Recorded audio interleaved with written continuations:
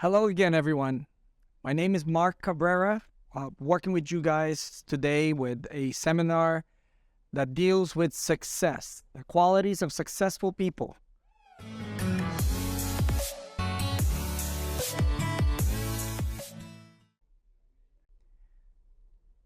Successful people are visionary.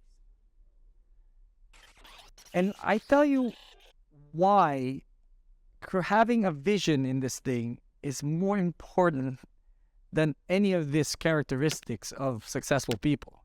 Because having the vision and believing in that vision allows you to get everything else done, allows you to get motivated, allows you to lead yourself, allows you to be able to do all these other things, mastering our skills, honing, fine-tuning our way of speaking to others. All those things starts with a motivation, but the motivation, even before you get motivated, you have to have that vision. It's like, what does it look like when I'm successful? That's why it's kind of nice once in a while to actually walk around if your dream is to own a nice car, is to walk around the car dealerships like, yeah, I like that car. One day that car is going to be mine, right? That's exactly what a vision looks like. Oh yeah, I love vacations, and you take a vacation somewhere and like, oh wow, this is nice. I want to do this again. And how am I going to be able to do this more often, right? So having the vision, but here's the thing. The vision can be something that is triggered through experiences that you have, or you put yourself in a place where you normally wouldn't be, and it allows you to actually feel what it feels like to be there. Like, what would it feel like to fly first class on an international flight and where you have a full a bed, right? I'm sure some of you guys have traveled internationally, and when you're walking through that first class aisle, you're thinking to yourself, if I had the capacity to pay for $3,000 or $5,000 or even $10,000 for an airline ticket, because money is just everywhere, I wouldn't mind sleeping in that bed actually for the 7 to 12 hours I have to fly somewhere, right? That's the kind of things that can help you create that vision. And that vision creates that motivation, and that motivation creates that drive. So, yes, so that's the importance of having a vision. And it also kind of good if you have a vision of where you want to be, is for you to break it down all the way down to the daily task that you do. Because, see, as much as we love to dream about getting somewhere, action has to happen, and action has to happen in the present. And the present allows you to be able to actually break it down between a 24-hour day and how much time you're going to spend on everything. So I'm a big advocate of time blocking your schedule, putting certain times to do certain things. And believe me, when I'm looking at success, we're not just looking at real estate success. We're not looking at having a business success. We're looking at success in every aspect of your life. You got to put importance on your relationships, your family, your friends. All those things matter, because at the end of the day, when Steve Jobs was actually Apple was dying, if you look up his last quote, that's one of the things he wished he would have done more of. Yes, he's very successful financially. He's successful in his business, in his career, but he failed in the relationship that he could have had, and time was limited. So that's the importance of keeping a certain amount of balance in your life, being able to understand that it's not all about real estate. The real estate is the vehicle, but that's not the only thing you need to make sure you maintain. That vehicle requires oil changes, requires airs in the tires, requires changing tires when you use it too much, right? I mean, if you think about like a car, right, it has a lot of components.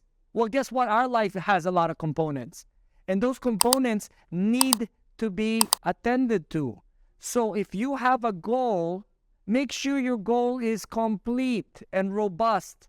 When people tell me, oh, I just want to write a mission, I want to write a a business plan for my business. But guess what? You're in the business that your personal life is also involved. Why? Because if you want to sell houses to people, people want to know you as a person. I showed up to one of my mentees' listing appointment last Sunday, and I do this for my mentees because I know if they're competing, they're not going to get that listing. But our objective, of course, as a mentor is to show them how to do listing presentation. Some people do it where they have everything on their stuff, their presentation, they go through presentation, and you'll see this with a lot of agents, right? I'm a firm believer, if you have a presentation, we have what they call nowadays called email. Email your presentation ahead of time so your client has the time to read it. And you can even follow up with them. Hey, did you get my email? Just make sure you get time to read it so you get to know exactly what who you're going to be speaking with and what we're going to be talking about. And I also send them some type of a CMA or report from a third-party lender scenario, like an appraisal software that a third-party lender is using, because at least it's not coming from me. It's a more unbiased. So they don't question me like, how come you put it here versus how come you put this value here? How come you didn't put this property that I saw on next door neighbor? They won't have any questions like that because it's from a third party. A different style. Everybody's got their own style, right? So this is what we did. I showed up to that listing appointment, but my primary objective is to show that mentee that picking up a listing is about getting to know the customer, the client, and finding out what their needs are and understanding why they're doing what they're doing. These are very important questions that a lot of people miss. And it was interesting because at the end of the presentation, we're about to leave, she showed us a booklet, the presentation from the other agent. And she says, you know this agent talked about all the numbers and why my property should be priced this way. But guess what? She never talked about what you guys talked about. Who am I? What are my needs are? Got to know me as a person. And I got to know you as a person. No better way to do business with somebody when it becomes personal. They know you, that they can trust you because you care about them. And that's exactly what she said before we left. She said, you know, I'm so glad I met you because I can tell that you care about the people that you work with. And I can tell that when I give you this listing, that you would care about me. You see, and if you were in her shoes, you would feel the same way. But a lot of the times we're focused on ourselves and how we look and how we can present this listing presentation perfectly and speak it out nicely and point it out directly and create these number stuff so people actually know what we're all about because we're expert. That's not what it's all about, guys.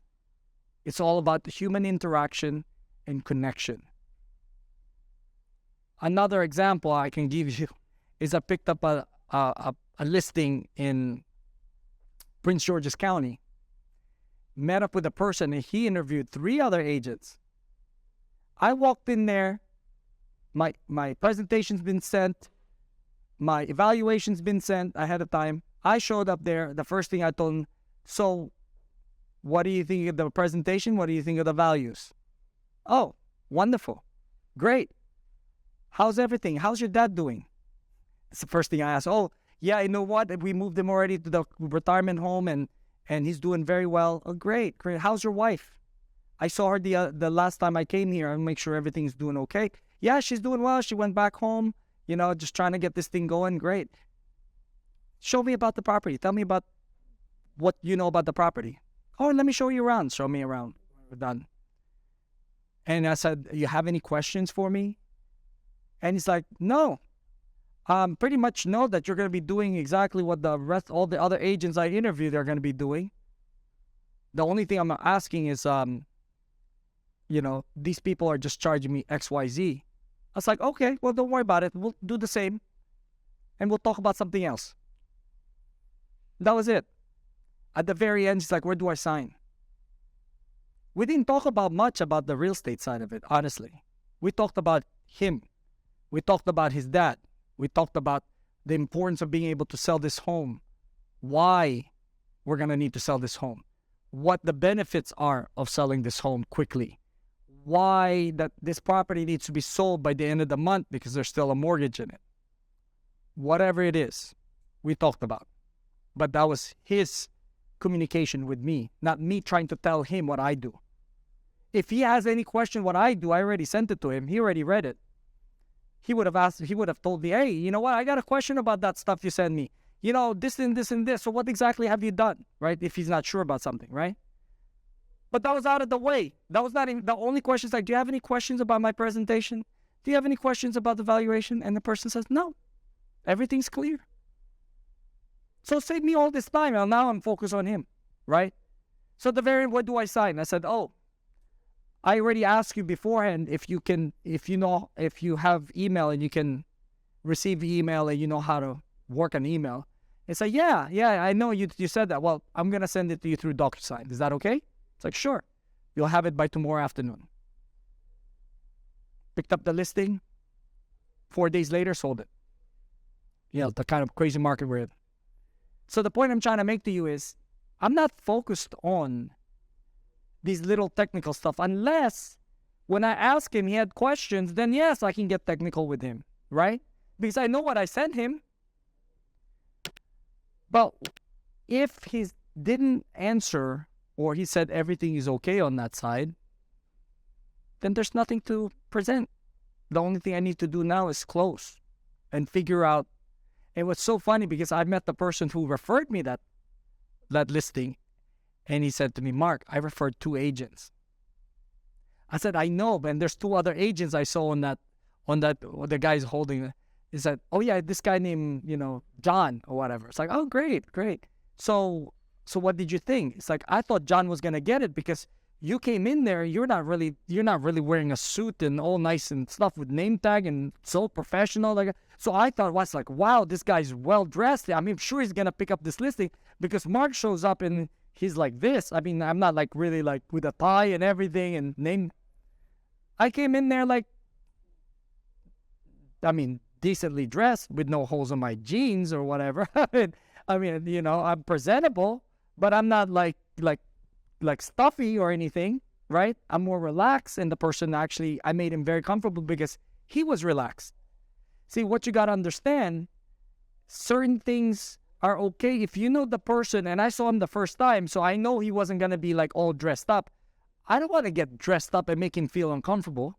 I want to kind of like be almost a little bit slightly better dressed than he is, right? So you got to understand your audience. If your audience are like business people and they're all wearing suit, you better darn well go in there with a suit because you'll stick out, right?